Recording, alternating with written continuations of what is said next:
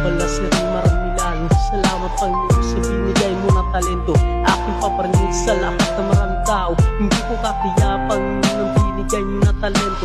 Sulat lang, balang araw na rin ang iyong pinaghirapan. Magtiwala ka lang sa iyong kakayahan. Huwag kang sumuko kung madapa ka man, magpahinga ka lang, laban ulit kinabukasan. Huwag mo ipakita ang iyong kahinaan sa mga tao na niwala sa iyong kakayahan. Lagi mo ipakita sa kanila na hindi ka suko hanggat meron na niwala sa iyo.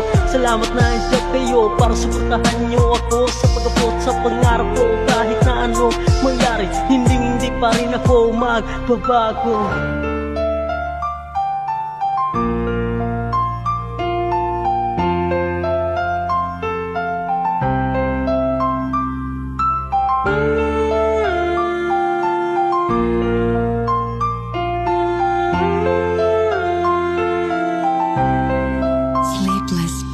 Babalik pa rin ako kung saan lugar ko. Unti-unti na natut para pangarap ko. Salamat din sa mga kaibigan ko at nakasama ko sa inuman. Hindi ko kayo malimutan, kayo na niwala sa akin noon. Sabi nyo kaya mo yan, di pa man pabor ngayon. Sa tamang panahon, bibigay din sa'yo ng mahal na Panginoon.